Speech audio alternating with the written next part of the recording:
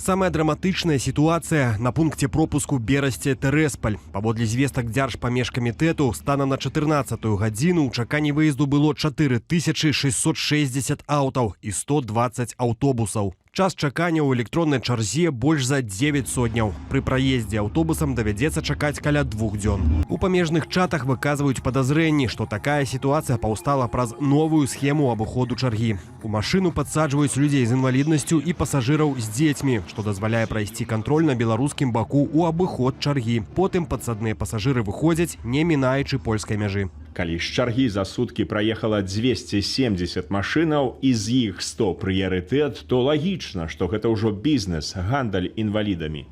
У памежных чатах пішуць, што беларускія памежнікі ўжо прыкрылі такія шэрыя схемы і перасталі прапускаць пасажыраў з інваліднасцю без чаргі, калі ў тых няма візы ці дазволу на жыхарства. Такія паслугі ж, маўляў, могуць прыносіць вынаходнікам немалыя сродкі. Чым хутчэй, тым даражэй. За $400 можна трапіць за шлагбаум ужо на наступны дзень.